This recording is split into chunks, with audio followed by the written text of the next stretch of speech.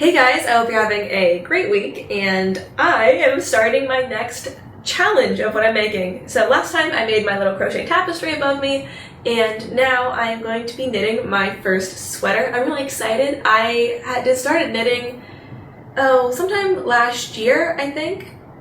Yeah, sometime last year, and I started with the classic sweater, and I made a beanie, and now I'm going on to a sweater. I didn't think I would get to a sweater this quickly, but people kept talking about online about Petite Knit and some of her beginner patterns, and so I looked on her website and saw the ratings in terms of difficulty and what each of those difficulties meant in terms of specifically what skills you need, and I realized that for this sweater, which I think is a 1 out of 5 on her scale, that I learned most, if not all of those skills by making a beanie. So because of that, I am going to try to make my first sweater. The pattern I chose was the Novice sweater by Petite Knit. I ended up getting it on Ravelry, and yeah, I'm just really excited to make it. So this is the yarn that I got for it. It is the Kobo or Kobu yarn by Lion brand. It is 51% cotton and 49% rayon from bamboo. And I chose this one because I live in Southern California, so it's hot. It's the middle of February right now, and I think today it was around 72 out in the middle of the day. So it needs to be something breathable and airy, and your wool actually does make me itchy, and so does alpaca. So I wasn't too keen on picking up wool online and hoping that I didn't react to it, because I do own a singular piece of clothing. It's a sweater that says it's made out of 100% wool, but doesn't make me itchy. It doesn't specify what kind of wool, so I have zero idea what it's made out of. And this being the first sweater I'm ever making, the odds of it looking nice, very slim. But I'm going to keep trying to do it and frog it and redo it and all that stuff until it is right. So that's how I ended up with this yarn. I got it from Joann's, and it is in the color taupe. I just saw like a nice neutral color, and it seems like it will make a really good light and breathable, I guess, fabric for my sweater. So hopefully I can wear it more than just the occasional time when it calls for a sweater. So even with choosing this yarn, I have already made my life harder. I'm going to make this sweater in a month. I don't think I mentioned that earlier, but because I can't do anything in a chill way, I'm challenging myself to do it in a month.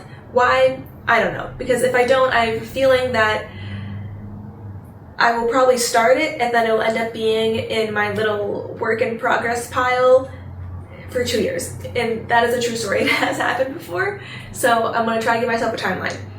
But in addition to that, this yarn happens to be a size or a weight 3 yarn, and the pattern actually suggests a weight 4 yarn. The first sweater I ever made crocheting, I made the Weasley sweater, and if you don't know the Harry Potter movies, Mrs. Weasley makes her kids and Harry Potter sweaters with their first initial on it. And I found this crochet pattern, beautiful pattern, but it also required a size 4, or why do I keep saying size? A weight 4 yarn. And I bought weight 4 yarn, but I guess not all weight 4 yarns are the same thickness, because it's a lot holier than I had wanted it to be. And I didn't really have the knowledge or the mindset that I do now of, okay, just undo it because then I'll actually wear it. Did not do that. So I never wear it because it just looks really odd. I fully went into this knowing that this is going to be 1 yarn weight down from what it should be. What my plan is to combat that is to just be aware of kind of what's going on, what it looks like, and being willing to frog it if I need to. And I know that even if the yarn is perfect, I will make mistakes, because again, this is my first time making a sweater, but I am super excited. I don't know how many times I can film this, but anyway, I arrived a little bit early for a class, and so I'm just sitting in my car. Actually, you're currently on my steering wheel, and I'm just going to get a few stitches in before I have to head in, because, you know, it's not going to knit itself, and I'm on a timeline, so in order to try to meet my quota today, I am just going to take the opportunity to knit wherever I can. So, but yeah, sorry about the framing. My steering wheel is probably not the best tripod. Yes, you might notice that I'm wearing the same outfit as earlier, and that is because I may have fibbed a little bit in the intro. I actually started about a week ago, but now I'm going to catch you up. When I first did it, I used the needles that they said to use, and I got through the collar and maybe another inch to the yoke, and I decided, wow, I really hate the way this looks, because the gauge just wasn't right, because the yarn is thinner than what she thought, I would use.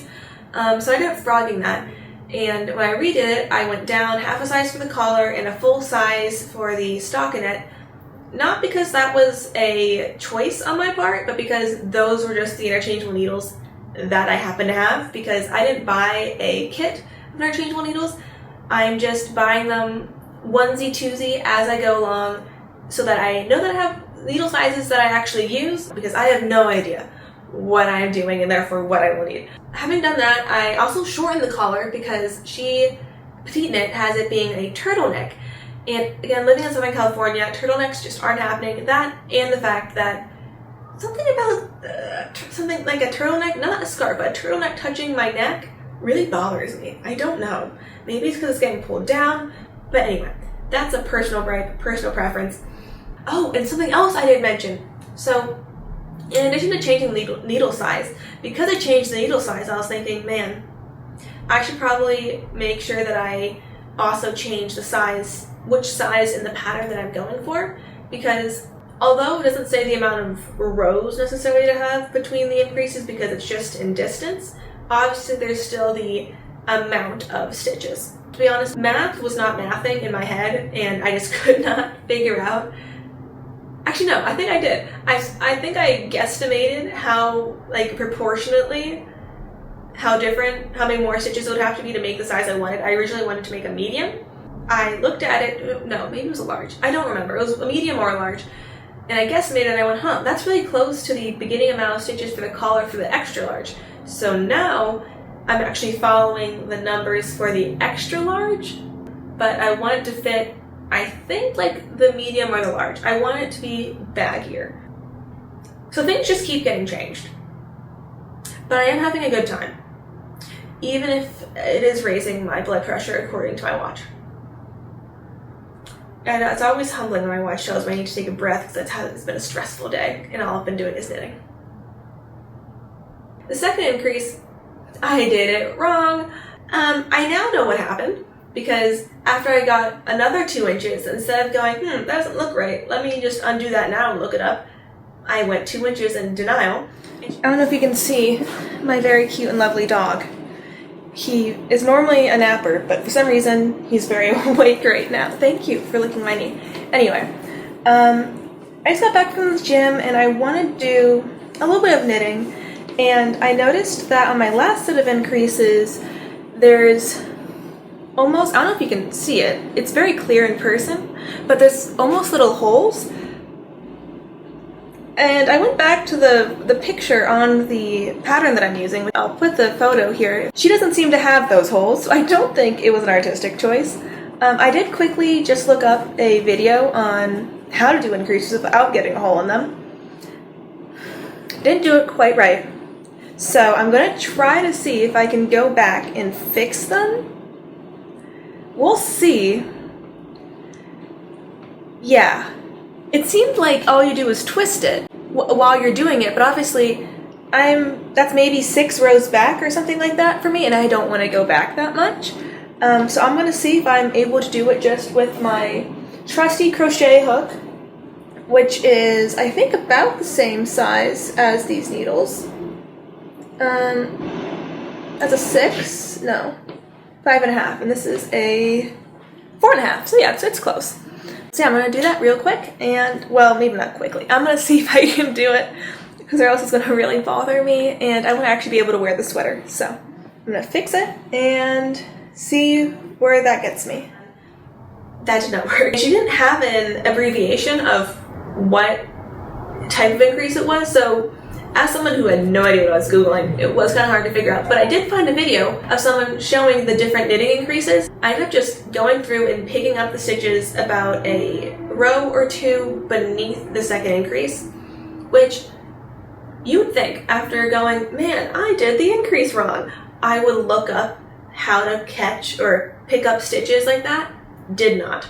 But shockingly, I've not had an issue with that. That worked out fine. So thank you to whatever knitting god and deity was looking out for me in that moment. I needed a win. I frogged all of yesterday's work to before the increase, the second increase, because as I was trying to do it with the crochet hook, it just wasn't working. It did not look right. I think I was just messing it up, honestly, just so that I can go back and actually do it correctly this time around. Yeah, so I'm just going to do another round or two and do the increases hopefully properly this time. And if they aren't done properly, I think I'm just gonna move on.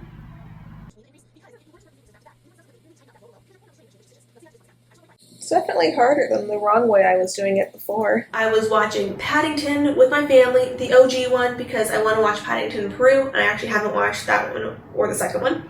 So, had to start from the beginning, of course. And my needle unscrewed from the cable. I now realize I just probably didn't tighten it enough. Very beginning of Paddington. Is it a spoiler? You know, I won't say what's happening, but there is a tense sequence happening at the beginning, and as that was happening I was like, oh no, I can't lose these stitches, I just did the increases. For some reason, did I go, oh, let me take the needle out and actually screw it on and do it that way and make my life easier? No, I had the needle with a few stitches on it and the cable, and then tried to scoop up the stitches with the cable. I do not recommend. It is not made to do that, but it did mostly work. I was able to fix it, and then luckily it didn't drop too many stitches. I think maybe 10 stitches ended up getting dropped, but they only dropped about 2 rows down, and luckily that was after the increase. Not by lot, but enough that it was okay. It's worth it. Hi! Are you gonna don't take the yarn from me. I know you. Anyway, this is Gus. Hi. So this video was just documenting my first week making my first sweater, and I didn't get as far as I wanted to, which is perfectly okay. Oh, goodbye. I don't know if it's because I knit slower than I thought I did, or if I didn't take into account the fact that I was going to make mistakes and I had to first make the mistake, then learn how to fix the mistake, and then fix it, which always adds time, so, but that's okay. I still got a fair bit through the sweater that I wanted to. I just probably won't be staying on the timeline I wanted. So this is where I'm at. I did the collar, and there are 4 increases for the yoke. I think, right? That's what you call this? Okay, anyway. I'm so sorry about my knitting terminology. And I've done the first 3, so there's 1 more increase, and then the body and the sleeves, and then I'm done. But I hope you enjoyed this video, and if you did kind of enjoy this journey, you'll probably be interested in seeing future installments, which I will be posting soon. Or if I haven't posted that yet, by the time you're watching this, then you can watch some of the other videos that I've made so far. And I just wanted to say thank you so much for joining me, and I hope that you join me next time.